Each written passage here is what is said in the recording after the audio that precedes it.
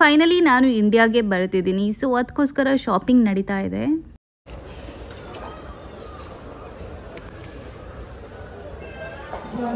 ಇದು ಪಕ್ಕ Kerala hotel and Kerala food ಈ ಥರ ಕೊಡ್ತಾರೆ. ಫಸ್ಟ್ ಟೈಮ್ ನಾನು ನೋಡೋದು. Chocolate shopping. ಮಧ್ಯಾಹ್ನದ ಊಟಕ್ಕೆ ಪಾಲಕ್ ರೈಸ್ ಆ್ಯಂಡ್ ಅದರ ಜೊತೆಗೆ ಚಿಕನ್ ಬ್ರೆಸ್ಟ್ ಫ್ರೈ ಮಾಡಿದೆ. ತುಂಬಾ ಚೆನ್ನಾಗಿ ಬಂದಿತ್ತು.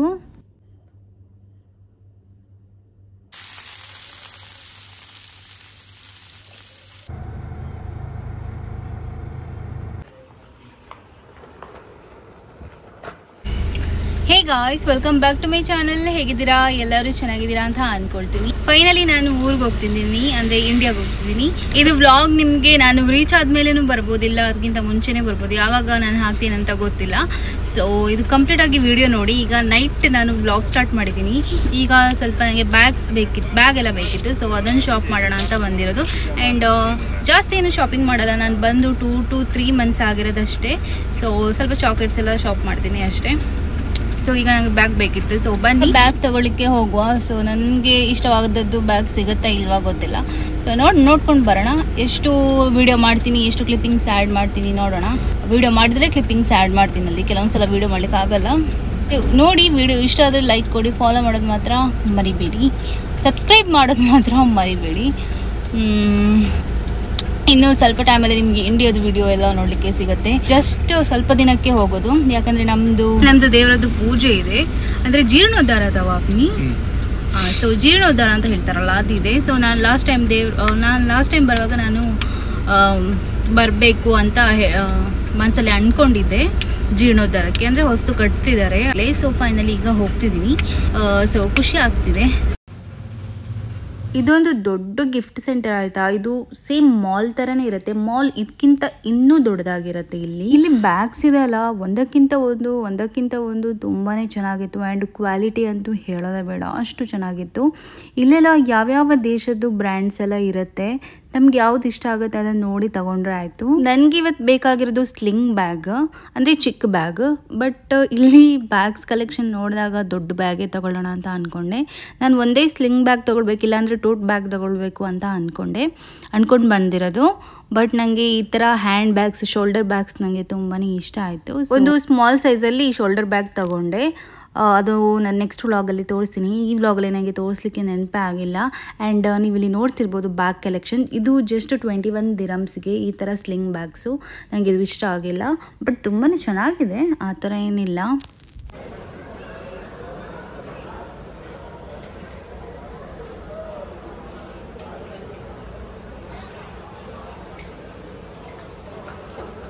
ನನಗೆ ಜಾಸ್ತಿ ಲೈಟ್ ಕಲರ್ಸ್ ಇಷ್ಟ ಆಗುತ್ತೆ ಬ್ಯಾಗ್ಸಲ್ಲಿ. ಅಂದರೆ light pink, white and brown ಇರ್ಬೋದು, ಈ ಥರ ಎಲ್ಲ ನನಗೆ ಇಷ್ಟ ಆಗುತ್ತೆ. ನಾನು ತೊಗೊಂಡಿರೋದು ಲೈಟ್ ಬ್ರೌನ್ ಕಲರಲ್ಲಿ ತೊಗೊಂಡಿರೋದು.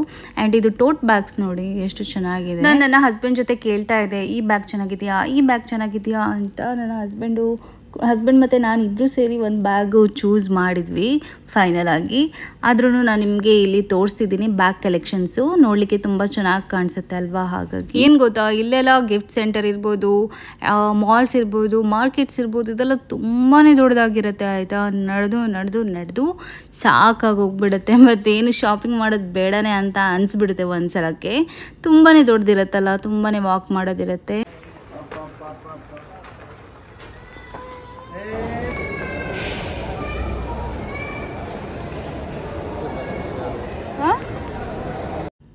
ಇಲ್ಲಿ ಚಾಕ್ಲೇಟ್ಸಲ್ಲಿ ತುಂಬಾ ವೆರೈಟಿ ಇತ್ತು ಆಯಿತಾ. ನಾನು ನೋಡದೇ ಇರೋದೆಲ್ಲ. ಸೊ ಹೇಗೂ ಬಂದಿದ್ವಿ ಅಲ್ಲ ಅಂತ ಚಾಕ್ಲೇಟ್ ಸ್ವಲ್ಪ ಶಾಪಿಂಗ್ ಮಾಡಿದೆ. ಇವಿಲ್ಲಿ ನೋಡ್ತಿರ್ಬೋದು. ಆ್ಯಂಡ್ ಈ ಮಾಲೆಲ್ಲ ಕಂಪ್ಲೀಟಾಗಿ ನೋಡಿದ್ವಿ ಏನಿದೆ ಏನಿಲ್ಲ ಅಂತ. ನೋಡಿಕೊಂಡು ಒಂದು ಸುತ್ತು ಬಂದುಬಿಟ್ಟು ಆಮೇಲೆ ಹೊರಗೆ ಬಂದ್ವಿ. ಶಾಪಿಂಗ್ ಎಲ್ಲ ಮಾಡಿ ಆಯಿತು. ಈಗ ತುಂಬ ಹಸಿವಾಗ್ತಿದೆ. ಸೊ ಏನಾದರೂ ತಿನ್ನಲಿಕ್ಕೆ ಊಟ ಮಾಡ್ಕೊಂಡು ಬಂದಿದ್ದೀವಿ, ಅದು ಬೇಗನೆ ಬಂದಿದ್ವಿ. ಇಲ್ಲಿ ಬರುವಷ್ಟರಲ್ಲಿ ತುಂಬಾ ಟೈಮ್ ಆಯಿತು. 1.5 ಗಂಟೆ ಟ್ರಾವೆಲ್ ಮಾಡಿದ್ದೀವಿ ಇಲ್ಲಿ ಬರಲಿಕ್ಕೆ. ಇದೊಂದು ಸಿಂಪಲ್ ಆಗಿರುವಂಥ ಗಿಫ್ಟ್ ಸೆಂಟರ್ಗೆ ಬಂದಿರೋದು. ಆ್ಯಂಡ್ ನನ್ನ ಹಸ್ಬೆಂಡ್ ಈಗ ಏನಾದರೂ ತಿನ್ನಲಿಕ್ಕೆ ತರ್ತೀನಿ ಅಂತ ಹೋಗಿದ್ದಾರೆ. ಸೊ ಅದನ್ನು ತಿಂದ್ಬಿಟ್ಟು ಆಮೇಲೆ ಮನೆಗೆ ಹೋಗೋದು. ಅದಾದಮೇಲೆ ನಾಳೆ ಇಲ್ಲಾಂದರೆ ನಾಡ್ದು ವ್ಲಾಗ್ ಕಂಟಿನ್ಯೂ ಮಾಡ್ತೀನಿ. ನೋಡಿ, ನನ್ನ ಹಸ್ಬೆಂಡ್ ಜೊತೆ ಲೈಟಾಗಿ ಏನಾದರೂ ತನ್ನಿ ಅಂತ ಹೇಳಿದರೆ ಹೆವಿಯಾಗೇ ತಂದಿದ್ದಾರೆ. ಒಂದು ಚಿಕನ್ ಜಿಂಗರ್ ಬರ್ಗರ್, ಅದರ ಜೊತೆಗೆ ಅವ್ರಿಗಂತ ರೋಲ್ ತಂದಿದ್ದಾರೆ, ಚಿಕನ್ ರೋಲ್. ಆ್ಯಂಡ್ ಇಲ್ಲಿ ಚಿಕನ್ ಜಿಂಗರ್ ಬರ್ಗರ್ ಇದೆಲ್ಲ ತುಂಬ ಚೆನ್ನಾಗಿ ಸಿಗುತ್ತೆ ಇಲ್ಲಿ. ಸೊ ಇದನ್ನು ತಿಂದ್ಬಿಟ್ಟು ನಾವು ಮನೆಗೆ ಹೋದ್ವಿ.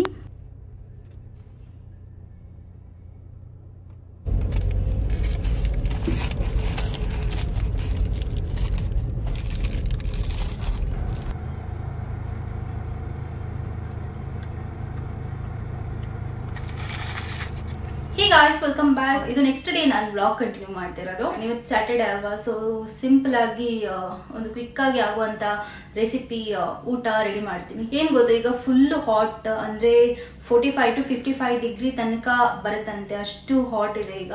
ಸೊ ಏನು ಹೆವಿ ತಿನ್ಲಿಕ್ಕೆಲ್ಲ ಮನಸ್ಸೇ ಆಗಲ್ಲ. ಸೊ ಏನಾದ್ರು ಲೈಟ್ ಆಗಿ ಮಾಡ್ಕೊಳ್ತೀನಿ. ನಾವೇನ್ ತಿಂತೀವಿ ಅದು ಹೆಲ್ದಿನೂ ಇರಬೇಕು ಅಲ್ವಾ. ಸೊ ಹಾಗಾಗಿ ಇವತ್ತು ನಾನು ಪಾಲಕ್ ರೈಸ್ ಮಾಡ್ತೀನಿ. ತುಂಬಾ ಸಿಂಪಲ್ ಅಂಡ್ ಹೆಲ್ದಿ. ಅದ್ರ ಜೊತೆಗೆ ಚಿಕನ್ ಬ್ರೆಸ್ಟ್ ಇದೆ, ಅದ್ರದ್ದು ಫ್ರೈ ಮಾಡ್ತೀನಿ. ಅಂಡ್ ಯಾರೆಲ್ಲ ವೆಯ್ಟ್ ಲಾಸ್ ಮಾಡ್ತಿದ್ದೀರಾ ಸೊ ಅವರಿಗೆಲ್ಲ ಈ ತರ ಫುಡ್ ತಿಂದ್ರೆ ಚೆನ್ನಾಗಿರುತ್ತೆ.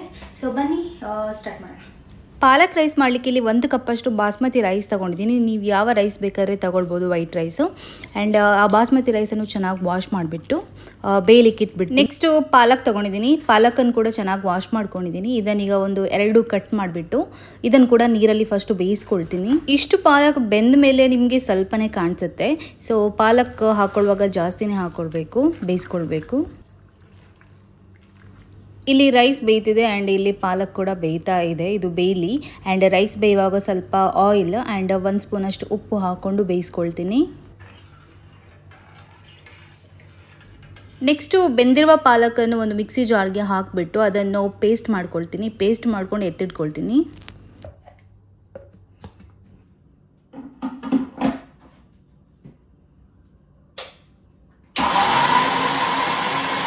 ಇಲ್ಲಿ ಪಾಲಕ್ ಪೇಸ್ಟ್ ಕೂಡ ರೆಡಿ ಆಯಿತು. ಇದೀಗ ಇರಲಿ. ನೆಕ್ಸ್ಟು ನಾನು ಚಿಕನ್ ಬ್ರೆಸ್ಟ್ ಫ್ರೈ ಮಾಡ್ತೀನಿ ಅಂತ ಹೇಳಿದೆ ಅಲ್ವಾ. ಸೊ ಅದಕ್ಕೆ 2 ಚಿಕನ್ ಬ್ರೆಸ್ಟ್ ತಗೊಂಡಿದ್ದೀನಿ, ಸೇಮ್ ಸೈಜ್ ಇದೆ. ಆ್ಯಂಡ್ ಇದನ್ನು ಕಟ್ಸ್ ಮಾಡ್ಕೊಳ್ತೀನಿ. ಇದಕ್ಕೆ ಒಂದು 3-4 ಕಟ್. ಈಗ ಫಿಶ್ ಫ್ರೈ ಯಾವ ರೀತಿ ನೀವು ಫ್ರೈ ಮಾಡುವಾಗ ಕಟ್ ಮಾಡ್ಕೊಳ್ತೀರಾ, ಸೊ ಆ ಥರ ಕಟ್ಸ್ ಹಾಕ್ತೀನಿ. ಈ ಥರ ಕಟ್ಸ್ ಮಾಡೋದ್ರಿಂದ ನಾವು ಮಸಾಲ ಎಲ್ಲ ಹಾಕಿದಾಗ ಚಿಕನ್ ಇದು ಒಳಗಡೆ ಚೆನ್ನಾಗಿ ಹಿಡಿಯುತ್ತೆ. ಸೊ ಹಾಗಾಗಿ ಈ ಥರ ಮಾಡಿದರೆ ಚೆನ್ನಾಗಿರುತ್ತೆ.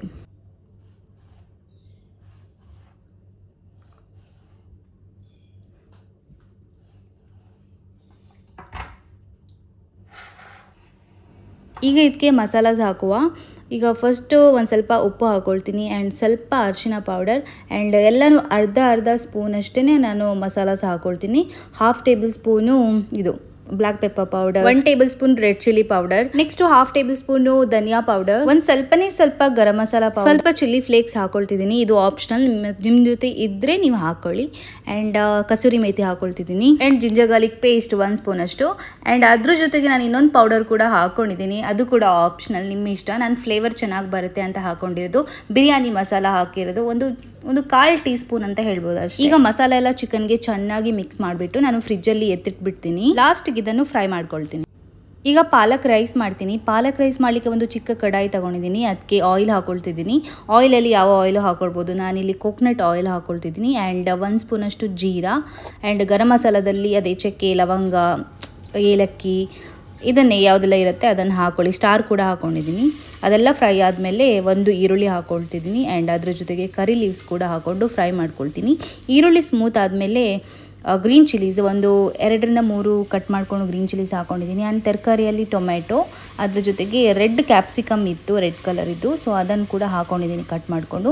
ಇದನ್ನೀಗ ಸ್ವಲ್ಪ ಫ್ರೈ ಮಾಡಿದ್ಮೇಲೆ ಮಸಾಲ ಯಾವುದು ನಾನು ಹಾಕಲ್ಲ, ಒಂದು 3 ಮಸಾಲ ಹಾಕ್ಕೊಳ್ಳೋದು. ಯಾವುದಂದರೆ ಜಿಂಜರ್ ಗಾರ್ಲಿಕ್ ಪೇಸ್ಟ್ 1 ಸ್ಪೂನಷ್ಟು ಆ್ಯಂಡ್ ಉಪ್ಪು, ಅರಿಶಿನ ಆ್ಯಂಡ್ ಬ್ಲ್ಯಾಕ್ ಪೆಪ್ಪರ್, ಸ್ವಲ್ಪ ಖಾರ ಇರಲಿ ಅಂತ. ಈ ಪಾಲಕ್ ರೈಸ್ಗೆ ನಾವು ಜಾಸ್ತಿ ಮಸಾಲಾಸ್ ಎಲ್ಲ ಹಾಕ್ಕೊಂಡು ಮಾಡಬೇಕಾಗಿಲ್ಲ, ಇಷ್ಟೇ ಸಿಂಪಲ್ ಮಸಾಲ ಇದ್ದರೆ ಸಾಕು. ಆ್ಯಂಡ್ ತರಕಾರಿ ಎಲ್ಲ ಫ್ರೈ ಆದಮೇಲೆ ಈಗ ಲಾಸ್ಟಿಗೆ ನಾನು ಪಾಲಕ್ ಪ್ಯೂರಿ ಹಾಕ್ಕೊಳ್ತಿದ್ದೀನಿ. ಇದನ್ನು ಕೂಡ ಚೆನ್ನಾಗಿ ಮಿಕ್ಸ್ ಮಾಡಬೇಕು. ಇದಕ್ಕೆ ಒಂದು ಸ್ವಲ್ಪ ನೀರು ಕೂಡ ಹಾಕ್ಕೊಂಡಿದ್ದೀನಿ, ನೀವಿಲ್ಲಿ ನೋಡ್ತಿರ್ಬೋದು. ಸೊ ಫೈನಲಿ ಪಾಲಕ್ ನೋಡ್ತಿರ್ಬೋದು ಚೆನ್ನಾಗಿ ಕುಕ್ ಆಯಿತು. ಈ ಪಾಲಕ್ ಕುಕ್ ಆದಮೇಲೆ ಅದಕ್ಕೆ ರೈಸ್ ಹಾಕ್ಕೊಳ್ತಿದ್ದೀನಿ. ಗ್ಯಾಸ್ ಲೋ ಫ್ಲೇಮಲ್ಲಿ ಇಟ್ಕೊಂಡು ರೈಸನ್ನು ಮಿಕ್ಸ್ ಮಾಡಿಕೊಂಡ್ರೆ ನಮ್ಮದು ಪಾಲಕ್ ರೈಸ್ ರೆಡಿ ಆಗುತ್ತೆ. ಸ್ವಲ್ಪ ಲಾಸ್ಟಿಗೆ ಕೊತ್ತಂಬರಿ ಸೊಪ್ಪು ಹಾಕಬೇಕು. ಆ್ಯಂಡ್ ನಾನು ಕೂಡ ಹಾಕಿದ್ದೀನಿ ಕೊತ್ತಂಬರಿ ಸೊಪ್ಪು, ನೀವಿಲ್ಲಿ ನೋಡ್ತಿರ್ಬೋದು. ಆ್ಯಂಡ್ ಲಾಸ್ಟಿಗೆ ಇದು ಆಪ್ಷನಲ್, ನಾನು ಸ್ವಲ್ಪ ಡ್ರೈ ಫ್ರೂಟ್ಸ್ ಕೂಡ ಹಾಕಿದ್ದೀನಿ ತುಪ್ಪದಲ್ಲಿ ಬೇಯಿಸ್ಕೊಂಡು. ಅದು ಕೂಡ ಹಾಕೊಂಡ್ರೆ ಇನ್ನೂ ರುಚಿ ಆಗುತ್ತೆ, ಮಧ್ಯದಲ್ಲಿ ಡ್ರೈ ಫ್ರೂಟ್ಸ್ ತಿನ್ನಲಿಕ್ಕೆ ಸಿಕ್ಕಿದ್ರೇನು. ಸೊ ಇದು ಆಪ್ಷನಲ್, ನಿಮ್ಮ ಇಷ್ಟ. ಸೊ ಇಷ್ಟೇ ಸಿಂಪಲ್ ರೆಸಿಪಿ ಆಯಿತು. ಸೊ ಈಗ ಒಂದು ಪ್ಯಾನಲ್ಲಿ ಬಟರ್ ಹಾಕ್ಕೊಂಡಿದ್ದೀನಿ, ನೀವು ಆಯಿಲ್ ಬೇಕಾದ್ರೂ ಹಾಕ್ಕೊಳ್ಬೋದು, ಏನೂ ಪ್ರಾಬ್ಲಮ್ ಇಲ್ಲ. ಚಿಕನ್ ಬ್ರೆಸ್ಟ್ ಇದೆಲ್ಲ ಅದನ್ನೀಗ ನಾನು ಫ್ರೈ ಮಾಡ್ತೀನಿ. ಚೆನ್ನಾಗಿ ಬಟರ್ ಹಾಕಿಬಿಟ್ಟು ಈಗ ತವದ ಮೇಲೆ ಫ್ರೈ ಮಾಡಲಿಕ್ಕೆ ಇಟ್ಟರೆ ಆಯಿತು. ಇದನ್ನು ಮಾತ್ರ ಲೋ ಫ್ಲೇಮಲ್ಲಿ ಮಾಡ್ಕೊಳ್ಬೇಕು. ಚಿಕನ್ ನಿಧಾನವಾಗಿ ಬೆಂದ್ರೇ ಚೆನ್ನಾಗಿರುತ್ತೆ.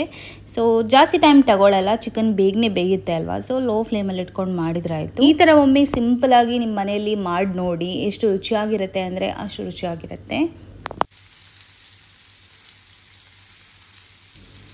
ನೋಡಿ, ಫೈನಲಿ ಚಿಕನ್ ಬೆಸ್ಟ್ ಫ್ರೈ ರೆಡಿಯಾಗಿದೆ.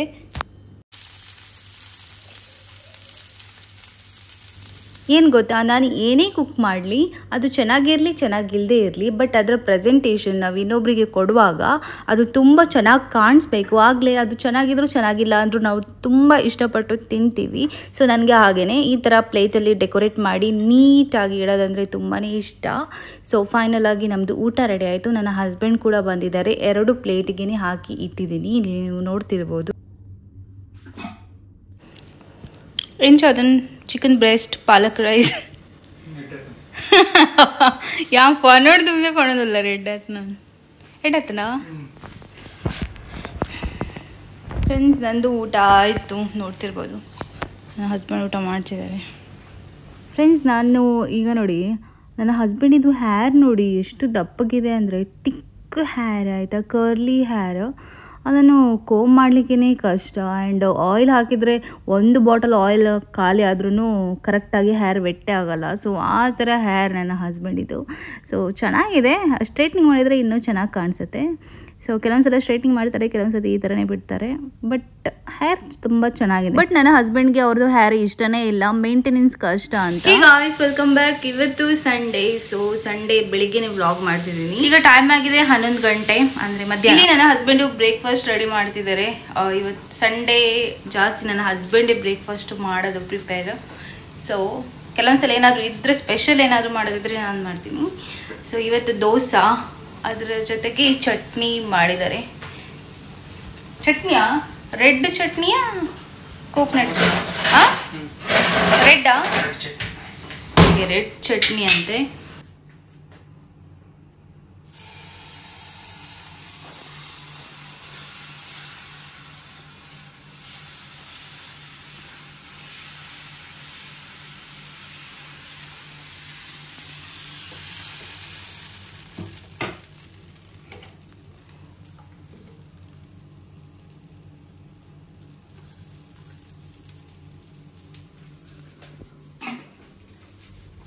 ಇಲ್ಲಿ ನೋಡಿ, ರೆಡ್ ಚಟ್ನಿ ಕೂಡ ರೆಡಿ ಆಗಿದೆ. ಇದೇನಿಲ್ಲ, coconut chutney and red chillies ಎಲ್ಲ ಹಾಕಿ ಮಾಡೋದು. ನಾನು ಎಷ್ಟೊಂದು ಸಲ ತೋರಿಸಿದ್ದೀನಿ ನನ್ನ ವಿಡಿಯೋದಲ್ಲಿ. ಫ್ರೆಂಡ್ಸ್, ಬ್ರೇಕ್ಫಾಸ್ಟ್ ಎಲ್ಲ ಮಾಡಿಕೊಂಡು ಈಗ ಹೊರಗೆ ಬಂದಿದ್ದೀವಿ. ಈಗ ಚಾಕ್ಲೇಟ್ಸ್ ಎಲ್ಲ ನಾವು ತಗೊಂಡಾಗ ನಾನು ಒಬ್ಬಳೇ ಹೋಗೋದಲ್ವ ಊರಿಗೆ, ಹಾಗಾಗಿ ಸ್ವಲ್ಪನೇ ತಗೊಂಡಿರೋದು. ಹಾಗಾಗಿ ಅದಷ್ಟು ನಾನು ವಿಡಿಯೋ ಮಾಡಿಲ್ಲ. ನಿನ್ನೆ ನೈಟು ತಗೊಂಡಿದ್ದೀವಿ ಸ್ವಲ್ಪ ಚಾಕ್ಲೇಟ್ಸ್. ಆ್ಯಂಡ್ ಇವತ್ತು ಸ್ವಲ್ಪ ಡ್ರೈ ಫ್ರೂಟ್ಸ್ ತಗೊಳ್ಳಿಕ್ಕಿತ್ತು. ಇವತ್ತು ಡ್ರೈ ಫ್ರೂಟ್ಸ್ ತಗೊಳ್ಳಿಕ್ಕಿತ್ತು. ಸೊ ಜಾಸ್ತಿ ಏನಿಲ್ಲ, ಸ್ವಲ್ಪ ಕ್ವಾಂಟಿಟಿ. ಸೊ ಯಾಕಂದರೆ ಮಿನಿಮಮ್ ಅಂದರೆ 30 kg ಆ್ಯಂಡ್ ಹ್ಯಾಂಡಲ್ಲಿ 7 kg ಪ್ಲಸ್ ನಂದು ಆಲ್ರೆಡಿ ಲಿಮಿಟ್ ಮೀರೋಗಿದೆ, ಕೆಜಿ ಜಾಸ್ತಿ ಆಗಿದೆ, 35 ತನಕ ಬಂದಿದೆ. ಸೊ ಎಕ್ಸ್ಟ್ರಾ ಪೇ ಮಾಡಲೇಬೇಕು. ಎಕ್ಸ್ಟ್ರಾ ಪೇ ಮಾಡಬೇಕಾಗ್ಬೋದು, ಗೊತ್ತಿಲ್ಲ. ಸೊ ಲಾಸ್ಟ್ ಟೈಮ್ ಕೂಡ ಹಾಗೇನೆ ತುಂಬ ಎಕ್ಸ್ಟ್ರಾ ವೆಯ್ಟ್ ಇತ್ತು ನಮ್ಮದು. ಇಲ್ಲಿ ತುಂಬ ಬಿಸಿಲು, ಈವ್ನಿಂಗ್ ಆದರೂ ಬಿಸಿಲು, ಮಧ್ಯಾಹ್ನ ಆದರೂ ಬಿಸಿಲು, ಎಲ್ಲ ಟೈಮಿಗೆ ಬಿಸಿಲು. ಕಣ್ಣೆಲ್ಲ ನೋವಾಗುತ್ತೆ, ಹೊರಗೆ ಬರಲಿಕ್ಕೆ ಮನಸ್ಸಾಗಲ್ಲ. ಬಟ್ ನಾಳೆ ಮಂಡೇ ಆ್ಯಂಡ್ ಫ್ಲೈಟ್ ಇರೋದು ನನಗೆ 11 o'clock-ಗೆ, ರಾತ್ರಿ 11 ಗಂಟೆಗೆ ಫ್ಲೈಟ್ ಇರೋದು. ಸೊ ನಾನು ಏರ್ಪೋರ್ಟಲ್ಲಿ 8 o'clock-ಗೆಲ್ಲ ಇರಬೇಕು. ಸೊ ಖುಷಿನೂ ಇದೆ, ಬೇಜಾರು ಇದೆ.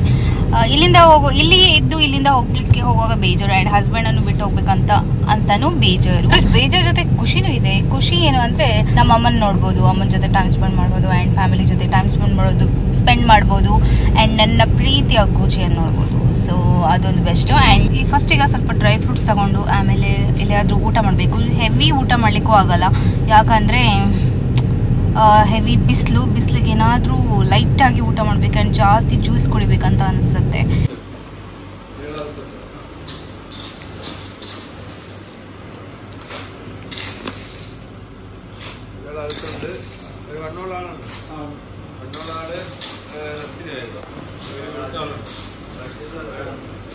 ಈ shop dry fruits and chocolates ಇದೆ ಶಾಪ್. ಇಲ್ಲಿ ಎಲ್ಲ ವೆರೈಟಿ ಸಿಗುತ್ತೆ ಆ್ಯಂಡ್ ಈ ಥರದ್ದು ತುಂಬಾ ಶಾಪ್ಸ್ ಇರುತ್ತೆ.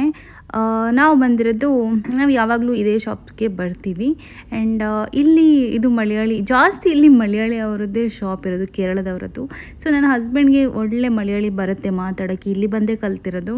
ಸೊ ಬರುತ್ತಲ್ವ, ಹಾಗಾಗಿ ಅವ್ರ ಜೊತೆ ಮಾತಾಡಿದಾಗ ಚೆನ್ನಾಗಿ ಮಾತಾಡ್ತಾರೆ. ಸೊ ಅದೇ ಮಾತಾಡ್ತಿದ್ದಾರೆ. ನಾನಿಲ್ಲಿ ಚಾಕ್ಲೇಟ್ಸ್ ಎಲ್ಲ ನಿಮಗೆ ತೋರಿಸ್ತಿದ್ದೀನಿ ನೋಡಿ, ಎಷ್ಟು ವೆರೈಟಿ. ಇದು ಸ್ಮಾಲ್ ಚಾಕ್ಲೇಟ್ಸ್, ಬಟ್ ಅದರಲ್ಲಿ ಎಷ್ಟು ವೆರೈಟಿ ಇದೆ. ಆ್ಯಂಡ್ ಕೆಲವೊಂದೆಲ್ಲ ಡಿಫ್ರೆಂಟ್, ತುಂಬ ಕಾಸ್ಟ್ಲಿ ಚಾಕ್ಲೇಟ್ಸ್ ಕೂಡ ಇದೆ ಇದರಲ್ಲಿ, ಸ್ಮಾಲ್ ಚಾಕ್ಲೇಟ್ಸಲ್ಲಿನೇ. ಆ್ಯಂಡ್ ನನಗೆ ಇಷ್ಟ ಈ ಥರ ತುಂಬ ಚಾಕ್ಲೇಟ್ಸ್ ಎಲ್ಲ ನೋಡಲಿಕ್ಕೆ, ಯಾಕಂದರೆ ನಾವು ಆಲ್ರೆಡಿ ಚಾಕ್ಲೇಟ್ಸ್ ಎಲ್ಲ ತೊಗೊಂಡಿದ್ದೀವಿ ಬೇರೆ ಕಡೆಯಿಂದ. ಸೊ ಇಲ್ಲಿ ಡ್ರೈ ಫ್ರೂಟ್ಸ್ ತೊಗೊಳ್ಲಿಕ್ಕಂತ ಬಂದಿರೋದು. ಸೊ ಇಲ್ಲಿ ನೋಡ್ತಿರ್ಬೋದು ನೀವು, ಎಷ್ಟು ಡಿಫ್ರೆಂಟ್ ಟೈಪ್ಸ್ ಇದೆ. ಬಾದಾಮ್ ಇರ್ಬೋದು, ಆಲ್ಮಂಡ್ಸಲ್ಲೇ ಒಂದು 4-5 ವೆರೈಟಿ ಇದೆ. ತುಂಬ ವೆರೈಟಿ ಇರ್ಬೋದು, ಬಟ್ ಇಲ್ಲಿ 4-5 ವೆರೈಟಿ ಇತ್ತು. ಆ್ಯಂಡ್ ಇದೆಲ್ಲ ನೋಡಿ, ಇದೆಲ್ಲ ಏನಂತ ಗೊತ್ತಿಲ್ಲ, ಕೆಲವೊಂದು ಇದು ಏನಂತಲೇ ಗೊತ್ತಿಲ್ಲ, ಅದು ಅಲ್ಲಿ ಬರೆದು ಕೂಡ ಇರಲಿಲ್ಲ. ಆ್ಯಂಡ್ ಮಿಕ್ಸರ್ಸ್ ಕೂಡ ಇತ್ತು, ಇದರಲ್ಲಿ ಕೂಡ ಡಿಫ್ರೆಂಟ್ ಟೈಪ್ಸ್ ಇದು ಮಿಕ್ಸರ್. ಆ್ಯಂಡ್ ಬೆಲ್ಲ ಕೂಡ ಇತ್ತು. ಬೆಲ್ಲ ನೋಡಿ ಆಶ್ಚರ್ಯ ಆಯಿತು, ಒಂಥರ ಬ್ಲ್ಯಾಕ್ ಕಲರ್ ಇದು ಬೆಲ್ಲ ಆ್ಯಂಡ್ ಯೆಲ್ಲೋ ಕಲರ್ ಬೆಲ್ಲ, ಎಲ್ಲ ವೆರೈಟಿ ಬೆಲ್ಲ ಎಲ್ಲ. ಅಲ್ಲಿಂದ ನಾವು ಊಟಕ್ಕೆ ಹೋಟೆಲ್ಗೆ ಬಂದ್ವಿ. ಊಟಕ್ಕೆ ಹೋಟೆಲ್ಗೆ ಬರುವಾಗ 4 ಗಂಟೆ ಈವ್ನಿಂಗ್ ಆಗಿತ್ತು. ಸೊ 4 ಗಂಟೆಗೆ ನಮ್ಮದು ಊಟ ಆಗ್ತಿತ್ತು. ಬಟ್ ಇಲ್ಲಿ ಎಲ್ಲನೂ ಖಾಲಿ ಆಗಿತ್ತು, ಯಾಕಂದರೆ 2 o'clock 3 o'clock ಎಂಡ್ ಆಗುತ್ತೆ ಊಟ. ಆಮೇಲೆ ಟೀ ಟೈಮ್ ಎಲ್ಲ ಹೋಟೆಲಲ್ಲಿ ಕೂಡ. ಆಮೇಲೆ 6 o'clock ನೆಕ್ಸ್ಟ್ 6 o'clock ಈವ್ನಿಂಗಿಗೆ ಸ್ಟಾರ್ಟ್ ಆಗೋದು ಊಟ. ಸೊ ನಮಗೆ ಇದು ಗೀ ರೈಸ್, ಇದು ಪಕ್ಕಾ ಕೇರಳ ಹೋಟೆಲಲ್ಲಿ ಈ ಥರ ಕೊಡ್ತಾರೆ. Ghee rice, chicken curry, prone chutney, pickle and ಹಪ್ಪಳ ಕೊಟ್ಟಿದ್ರು ಆಯಿತಾ. ಸೂಪರ್ ಆಗಿತ್ತು ಇದು ಊಟ. ಇದು ಫಸ್ಟ್ ಟೈಮ್ ನಾನು ಈ ಥರ ತಿನ್ನೋದು. ಓಕೆ ಫ್ರೆಂಡ್ಸ್, ಇದು ವಿಡಿಯೋ ನಾನು ಇಲ್ಲೇ ಎಂಡ್ ಮಾಡ್ತೀನಿ. ನೀವು ನೆಕ್ಸ್ಟ್ ಇಂಟ್ರೆಸ್ಟಿಂಗ್ ವಿಡಿಯೋದಲ್ಲಿ ಸಿಗ್ತೀನಿ. ಅಲ್ಲಿ ತನಕ ಬಾಯ್.